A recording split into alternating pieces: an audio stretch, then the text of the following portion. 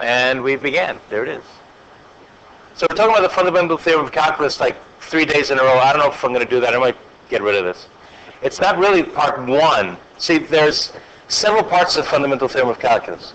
There's fundamental theorem of calculus part 1, part 2, part 3, part 4, part 5. It keeps on going depending on which calculus you're in. We're going to do parts 1 and 2. What I'm really focusing on today is part 2. You already know part 1. What's part 1? Find the area under the curve. That's all that is. Okay? So let's just refresh our memory what that is. All right? Let me just state that for the record. Let's clear this out. Okay, the fundamental theorem of calculus, part 1, is, you know it. It says something like if f is continuous,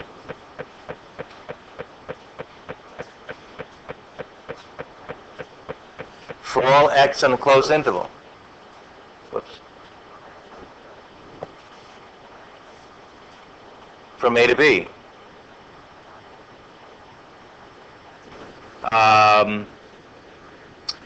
And cap f prime of x is little f of x. In other words, if the derivative of cap f is little f, the antiderivative of little f is cap f. That's all that is. Cap f is an antiderivative. That's all that is. Then, what do we know? The area from A to B under f of x is the antiderivative evaluated at b minus the antiderivative evaluated at a. That's all that is. All right, that's the fundamental theorem, part 1. It relates the area under the curve with the antiderivative, or actually something to do with derivatives, which is weird. Or it was weird for hundreds of years. Nobody knew that. All right, we know that. We've done that a million times. We found area. That's what MTSE is all about. LRTE is all about. MTSE, LRTE, all those programs won't work unless you have a continuous curve from A to B. Okay, so the area doesn't leak out somewhere. All right, so this, you know this. But you may not know the fundamental theorem of calculus part 2, which we also need. All right, so everyone got that? Can I move on? No? Okay. All right, the fundamental theorem of calculus part 2 has to do with the derivative of an integral equation. Okay, now, we've seen differential equations, right? The equations with derivatives in them. How do you solve it? You integrate stuff. Okay. You do variable separable, you integrate both sides, you get plus c's, all that fun stuff, right?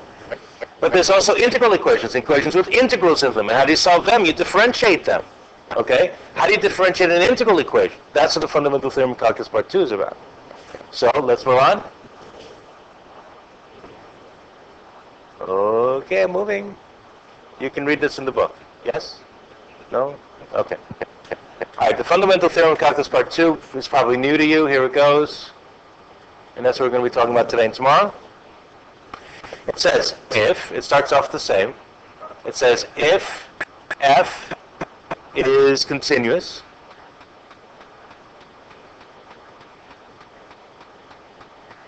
for all x on a closed interval from A to B,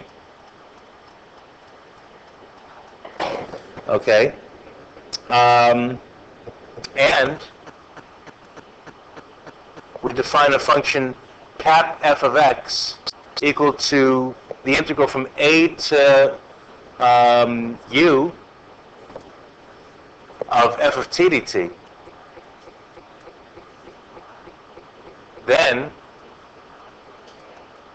the derivative is, cap f prime is, simply the composition of f with u.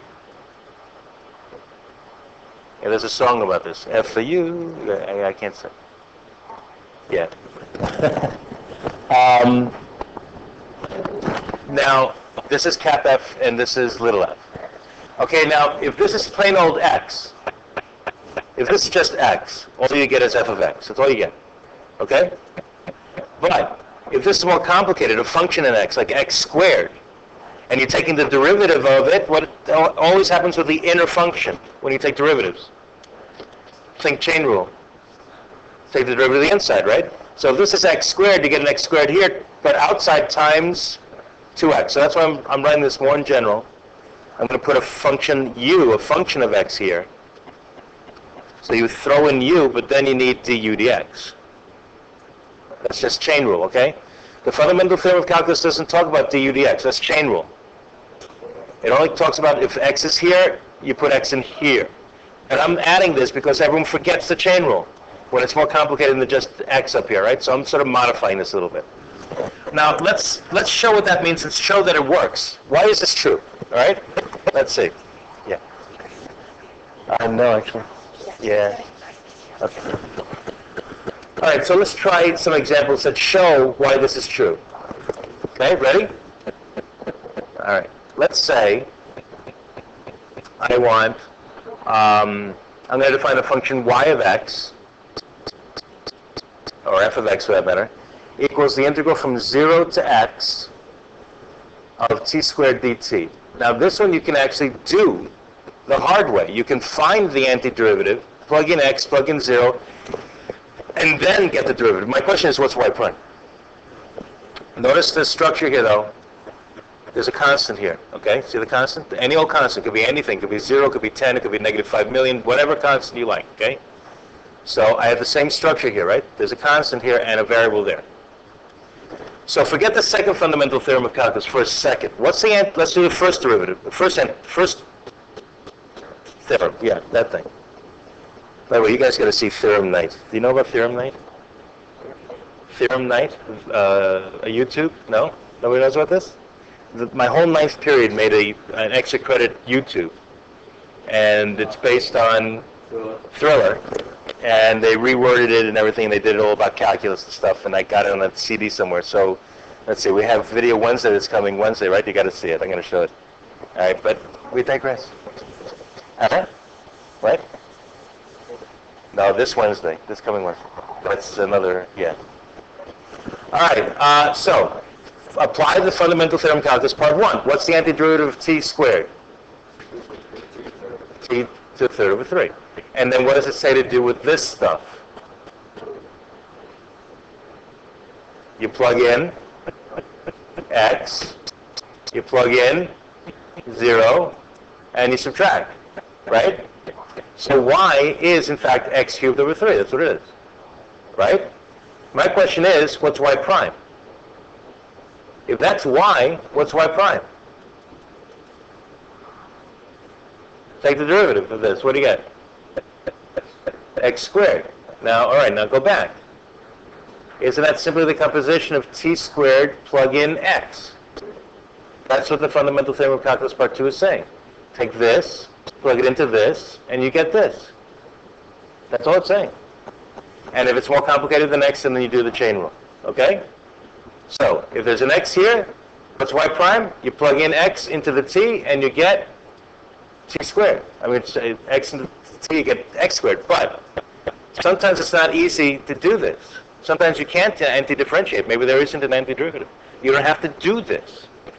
Maybe it's tough. Look at all these steps. You want to save all these steps, all you have to do is go straight to this. You're done. Is that nice? All right, that's convenient. We're going to use that. Let's try that again. What have I said? Y of x is the integral from negative pi to x of cosine t dt. Now this one you can do the hard way, meaning find out what y is based on the fundamental theorem of calculus part 1, and then find y prime. But what's the easy way? What does fundamental theorem of calculus part 2 say that the derivative of y is? Simply take x and plug it in. So what's the answer? Cosine x. That's y prime. All right, the question is, what's y prime? All right, let's say we don't know the fundamental theorem of calculus part 2, and let's use part 1 to prove it, okay? To show that we do get cosine of x. What's the antiderivative of cosine?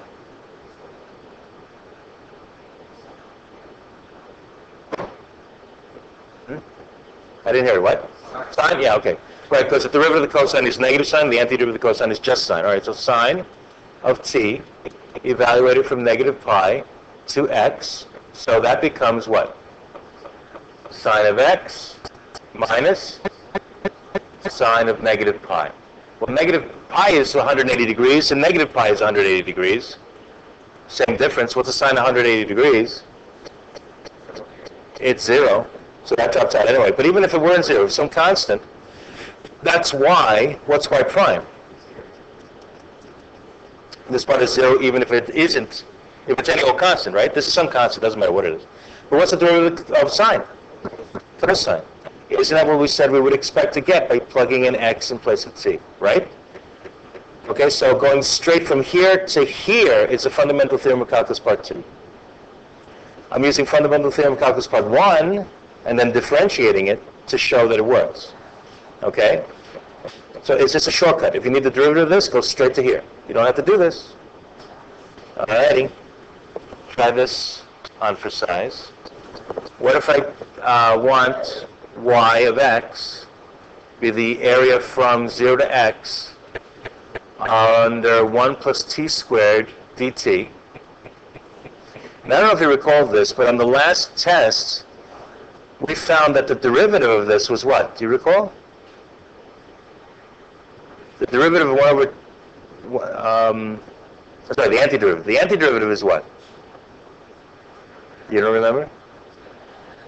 Was the last test or last pretest? It was something about finding the area from 0 to pi over 4. And you got the arctan, right? You got, I forget how it was stated. It was 0 to 1 or something. And you got pi over 4 in your convergence table, right? You did, I forget how it was stated, but somehow you got this answer. You got the area from 0 to 1. And, well, I digress. I'm going to tell you that the antiderivative is arctan. So if you don't know that it's arctan, you're screwed, right? What's y prime if you don't know the antiderivative? What's y prime got to be, according to the second fundamental theorem of calculus? What is it? Just simply take x and what? Plug it in. So what do I write? 1 over 1 plus x squared. Okay? Now, you don't know the antiderivative, so you can't do it by fundamental theorem of calculus part 1, or the first fundamental theorem. But I'm going to tell you that the antiderivative of 1 over t squared dt is arctan t. I'm going to write it this way. Inverse function of tan. Evaluated from 0 to x. So we plug in, this is 0. So you plug in x, you get the arctan of x minus the arctan of 0. The arctan of 0 is the angle whose tangent is 0 is 0, right? Because sine is 0 over cosine is 0, 0 over 1. So that's really 0, but whatever it is, it's a constant. And so if you take the derivative of it, what happens? The derivative of the constant is 0, even if it isn't 0. And the derivative of the arctan, well, if the antiderivative of 1 over 1 plus t squared is arctan, the derivative of arctan is 1 over 1 plus t squared, right? So what's the derivative of arctan x?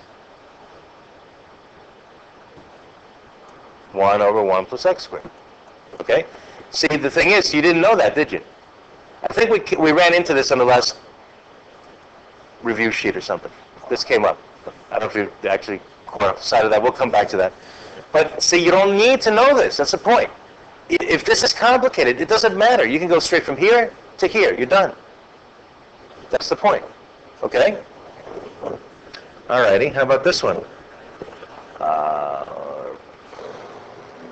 Let's say y of x or f of x, whatever it is the integral from 1 to x squared of cosine t dt. Let's do it the hard way. The antiderivative of the cosine is what? Sine. And we're plugging in this stuff, right? So what do you get? Sine of x squared minus the sine of 1. Do you care what the sine of 1 is? I don't know the sine of 1 radian. I have no idea. Some wacky number. But it's not 0. It's a constant, though. So that's it. That's y. Can you tell me y prime? Derivative of a constant? 0. Derivative of the sine of u, cosine u times du. Okay, is that what I said? When this is more complicated than just x, you still plug it in. You take x squared, you plug it in, you get cosine of x squared instead of cosine of t. But don't forget to take the derivative of the inside function, goes to the chain rule, and you get 2x. All right? That's the way I wrote the fundamental theorem. Part 2. Where the hell is it? That's how I wrote it. I threw the chain rule in there. If you take a look at this in the textbook, it doesn't do that. It just has x here and x here, nothing. Okay? Because that's the fundamental theorem part 2. But people forget the chain rule stuff, so I throw it in. Okay? Okay. So, here's a question you should be able to do now. This was the toughest question in 1976, apparently. Now let's see how easy it is. Nobody got full credit on this question for some reason in 1976. Nobody. Nobody. Well, just that year.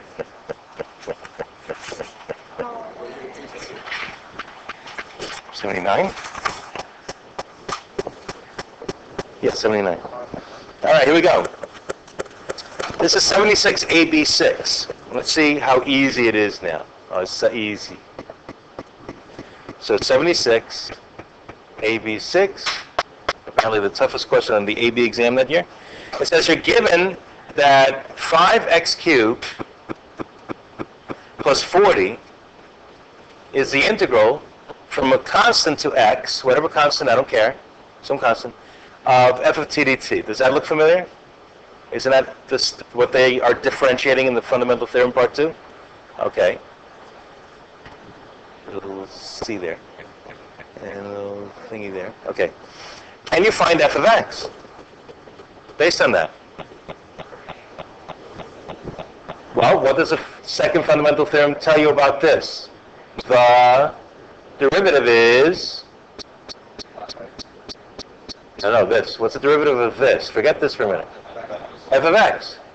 And this is easy. The derivative of this is what? 15x squared. Boom. That's part A. Or part 1. A1. Right? Okay. Fine. So that's F. But what's C? That's part 2 of that question. Can you find C? Well, now that you know what f of x is, can I put it here and figure out C using fundamental theorem of calculus part 1? Okay? This is what I'm going to do. I'm going to rewrite the question that was given with the function that they're talking about.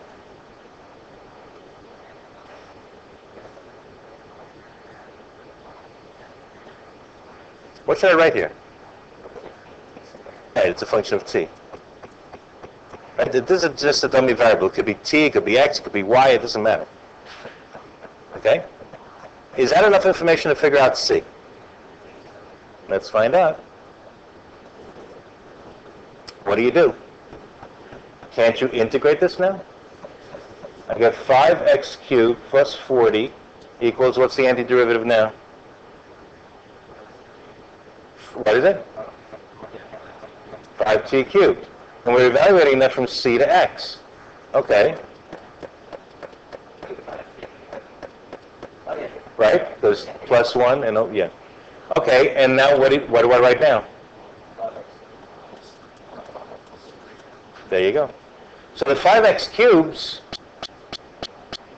cancel. And how do you get c?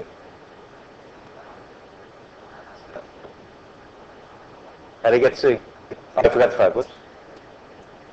Divide both sides by -5, you get -8 is c cubed, so c is -2. Done. Is that so bad? I hope not. Okay, what about part B? Part B is a whole separate question, okay? It's not based on part A. A lot of times part B's are based on part A's and whatnot. This one's a whole separate question. Are you ready for part B now?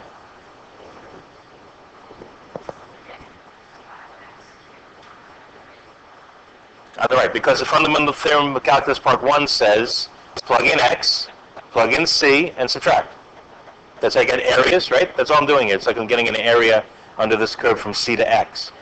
Notice what this function is doing. It's measuring the area from some constant to some number under this curve.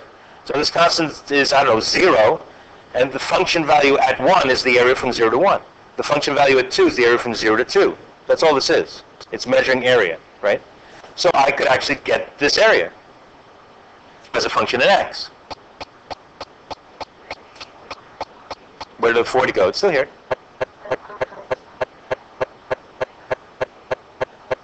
The 40 is here, not here. Well, because that's what was given. This is what was given. All right? Someone had a certain c in mind and a certain function in mind. They did all this crazy stuff and they got this. So it's a riddle. You got to figure out who was f and who was c. That's all. Okay? Is everyone okay with that? All right. What about part B? Part B says, let cap f of x equal the integral from x to 3 of the square root of 1 plus t to the 16th dt. And they want to know what's cap f prime. What's the derivative of that thing? And Ethan has already got his hand up. What?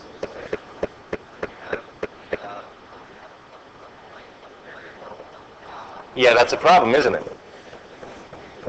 Yeah, the fundamental theorem of calculus part 2 is specifically has a constant here and a variable here. How do you fix it? Cap f of x is what instead? The integral from 3 to x, but what does that change? The sign of the area, right? Okay, under the square root of this. Okay. Whoops, and now you can get the derivative. That's what they want, cap f prime. Because now it's all set up for second fundamental theorem of calculus. And what do you get? Negative square root of what? I'm not hearing anybody. 1 plus x to the 16th, right. Fundamental theorem just says take the x and plug it into the t, that's all. All done? That easy, huh? Got 100? Okay. Yeah.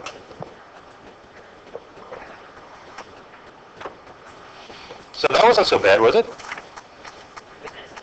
That's it, done. They want a cap f prime? There it is, we're done. That's all they want. Right? That's it, they want cap f prime, you give them cap f prime. Move on. All right, let's continue. Next page. 77 BC 7. This is apparently the toughest BC question in 1977. It's going to be a little bit more interesting. All right, 77 BC 7 says, let cap f of x equal the area from 0 to x under 1 over 1 plus t to the 4th. Whoops, there's a typo there. It should say 1 times dt. Should be dt in there somewhere. Whoops, bad. So, part A. What's cap f of 0? Well, it's the area from 0 to 0. Well, that's got to be what? 0. Ta-da! Okay. Next, part B. What's cap f prime at 1? Well, first, what's cap f prime of x? Can you tell me that?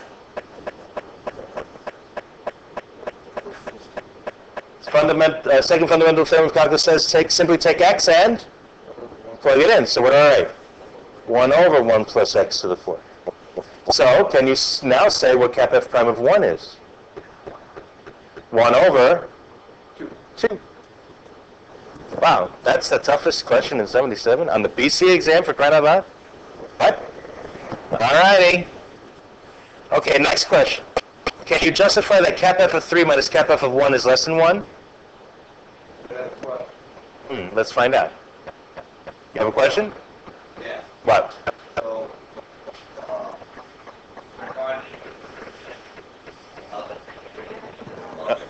Right. We've showed the fundamental theorem of calculus works that way, yeah. Mm-hmm. We did a number of examples where we would actually anti-differentiate, plug in x, plug in 0, and then differentiate, and that's what happens all the time. We didn't prove it for every single function on the planet, but we're going to assume this theorem has been proven. All right, part C says, What's cap f of 3 minus cap f of 1? Can you show it to be less than 1? Well, cap f of 3 is the area from 0 to 3. Cap f of 1 is the area from 0 to 1, right? Because it's 0 to x, right?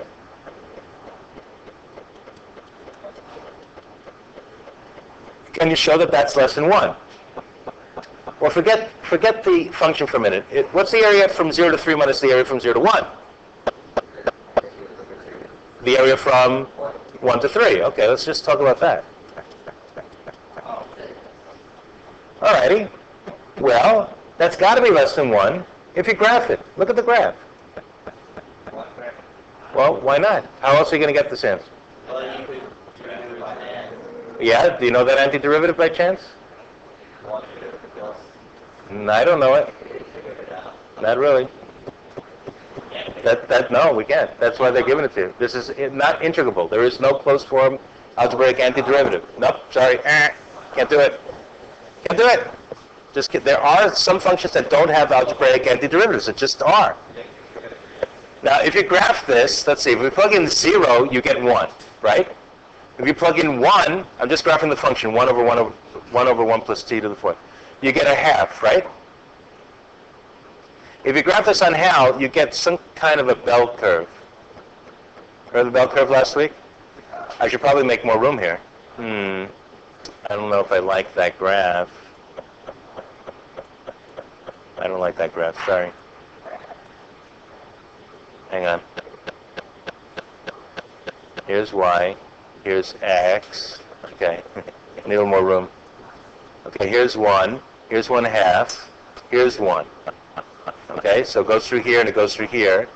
And it does something like this. It's one of those bell curves. As t gets huge, it goes to 0, doesn't it? So this could be 2, this could be 3. They want the area from 1 to 3, right? So,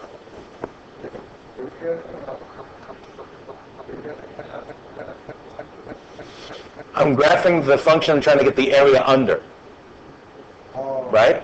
This is finding the area under f of x equals 1 over 1 plus x to the 4th, right? That's what I'm graphing. Alrighty, so look, the height here is 1/2, isn't it? Right? The height here is less than 1/2. This is going to 0, isn't it?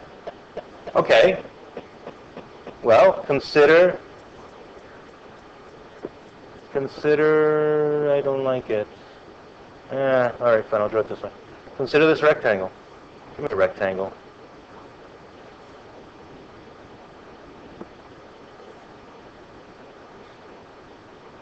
What's the area of that rectangle? How much? How do you get the area of any rectangle? Base times height. The base is how much? 2 times a half is 1. The area I'm looking at is, therefore, less than 1. Huh? Say what? What? Plug what in?